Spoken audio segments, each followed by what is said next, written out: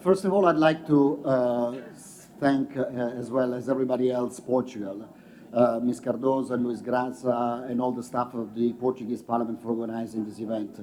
The venue is fantastic. The preparations that you've put into this is enormous. I'd like to also underline that Portugal has always played a very important role in our assembly. We've had in the past a president of the OSCE Parliamentary Assembly, João Soares, vice presidents, Isabel Santos and Isa de Sena. So you have contributed also in leadership positions. We have now 2 members in the Bureau. So Portugal plays an important role in this assembly. And Portugal actually in this very building in 2002 hosted the last ministerial meeting of the OSCE where a ministerial declaration was approved. That was the last time that the OSCE had an agreed document at the governmental level. Since then, we've never had a political declaration of ministers. We do have in the OSCE every year a declaration with past documents, but in the OSCE governmental side, just to give you a sense of how a consensual organization works, has not had a ministerial declaration since 2002 when it was taking place in this very building. Thank you very much on the budget. You're on great work on leading this process, and I thank all the delegations for their contributions.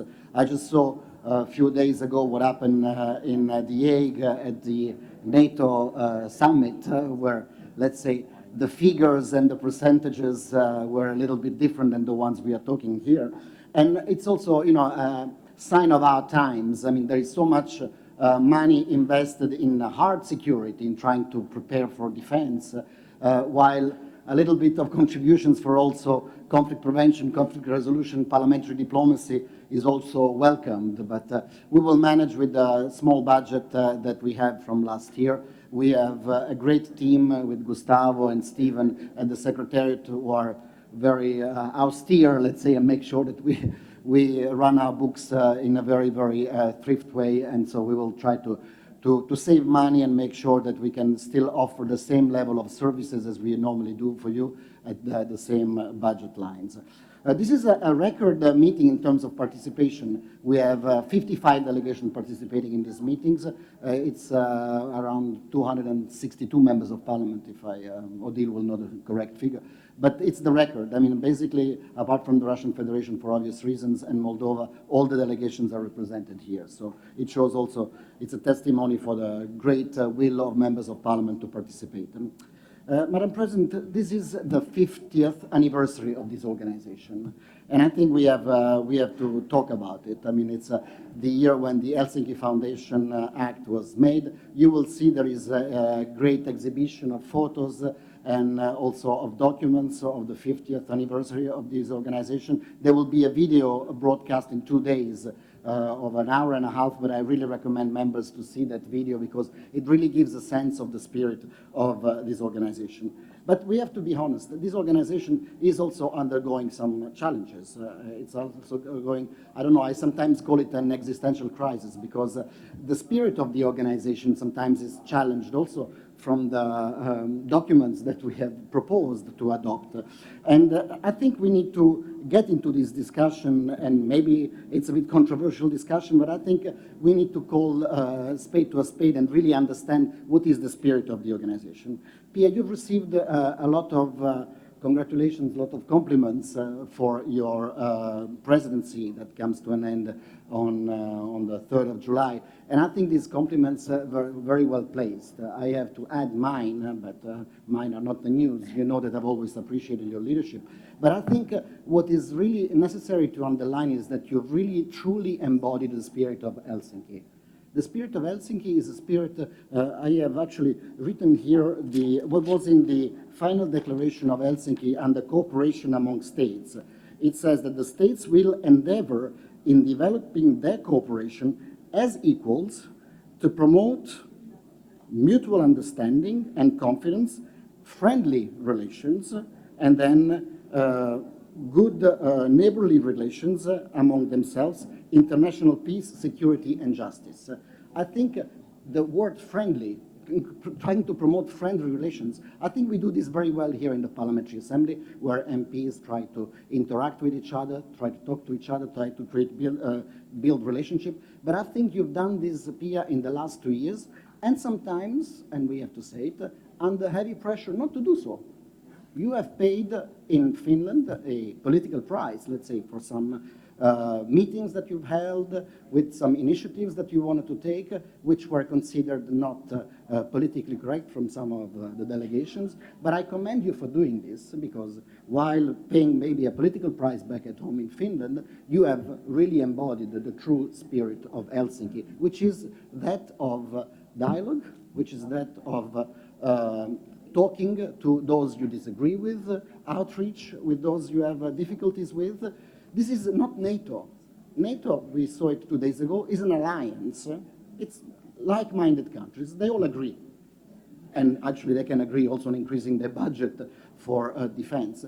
Here, we are not allied. This is not this is an organization of countries who were, when it was established, actually enemies. There was the Soviet Union and there was the United States.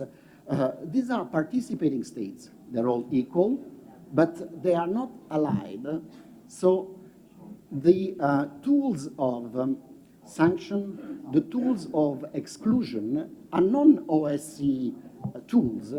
In the OSCE, we don't sanction, we don't exclude, we include, we talk, we try to convince those who are in disagreement with the values of the organization that they themselves voluntarily adhered to, and if they violate them, they need to be told so. But if they are out, you cannot tell them, so then we become another NATO. And if we become another NATO, then we are not very good at that, because we don't have that capability, we don't have that kind of financing, and we don't have the heavy artillery to deliver like NATO. The paradox is that sometimes NATO has the heavy artillery, does not deliver with those they consider that they only understand force, and then they request to us to deliver with those who only understand force. So I think we need to make sure that we preserve the spirit of Helsinki in the 50th anniversary. At the end of July, beginning of August, there will be in Helsinki a big meeting, and I hope that this spirit of Helsinki will prevail also there, but you've definitely done it yourself, Pia, during this period. I think it's very good that parliamentarians meet here now at the 50th anniversary, because you represent, I always say it, 1 billion citizens. You are the representative of the, let's say, common will of the OSCE citizens.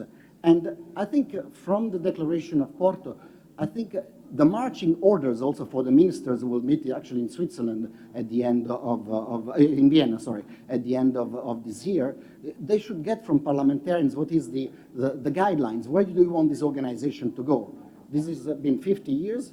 Are they going to be 50 more years? And if there are going to be 50 more years, are they going to be in line and with the principles and the spirit when the organization was established?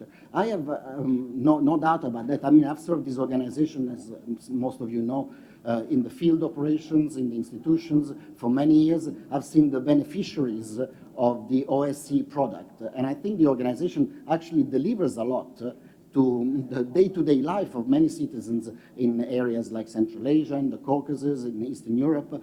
But many people, let's say, in the greater public don't see that. But the organization actually delivers and does great work. So I have no doubt in the sense that we need to promote this organization. We need to preserve an organization which talks about dialogue, talks about cooperation, reaching out to those you disagree with. And I hope that the spirit of the organization will prevail.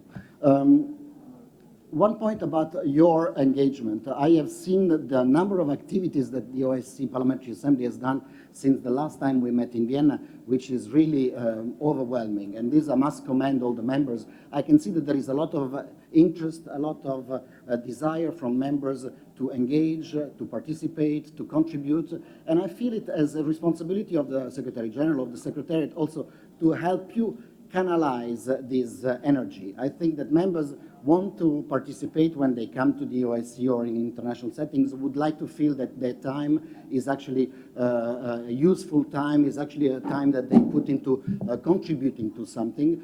Sometimes we would like to be very ambitious and resolving big issues.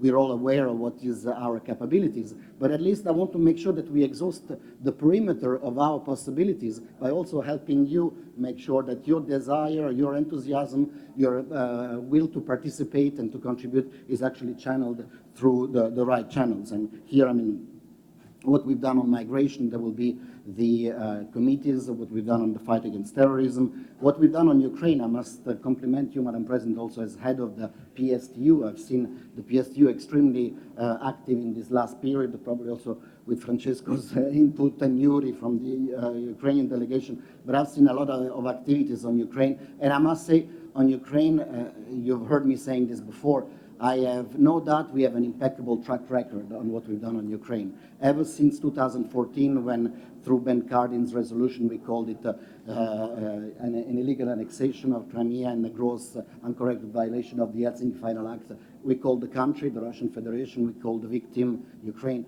So I think we have no doubt here in the Parliamentary Assembly called spade to a spade, and we have an impeccable track record on this. Election observation missions, of course, is our flagship activity. We will continue to do that. There are less elections in the fall and in the spring than other years. Of course, it depends on the election cycle, but you never know. Normally, there are early elections just popping up. And the great thing about our election department, Stephanie is here, is the capacity to immediately react. So if there is an election popping up, we will be able to respond to that. And also with the resources that we have been allocated, we will manage to do them. A way to contribute also to our budget, and I thank Johan referred to his report to all the list of those who contribute. I don't need to go through the usual ones, but I want to thank all the countries who do extra budgetary contributions, including, of course, Denmark and Austria, who host our offices. But another way to contribute is also maybe to host events. I thank Turkey to host our autumn meeting this October, and Andorra and the Netherlands who will host our next annual session. But I think we need to find venues for 2027, 2028, 2029. So I will be going around, I hope delegates will not run away from me, trying to find possible volunteers to host the annual session in 27, 28, 29, and also the autumn meeting in 28 and 29. So this is a way also to contribute to our budget by hosting the event. Last word to the team of the International Secretariat. I mentioned Gustavo here as Deputy Secretary General, but Andreas as Chief of Staff. All the staff of the Secretariat, as you have, Jenny Zoffili was very generous in the way you've described it, but I think they really work with a lot of professionality. They put in long hours in this work. They're not seeking visibility, they're not seeking publicity, but there's a lot of work that is done behind the scene, and I'm very proud of this team. I think it's a very good balance of young professionals and more experienced, not old, but more experienced professionals. But I really am proud of the team, and I hope that we will strengthen this team spirit and continue like that. Pia, my last word is for you. Thank you very much, really, for these last 2 years. You leave the Assembly politically very central, especially embodying yourself the spirit of Helsinki, administratively stable, thanks to also budgets that have been passed, and the Secretary General has been renewed in his mandate last year. And also you leave this Assembly very much financially secure. So I thank you for this very much, and I yield back the floor to you. Thank you.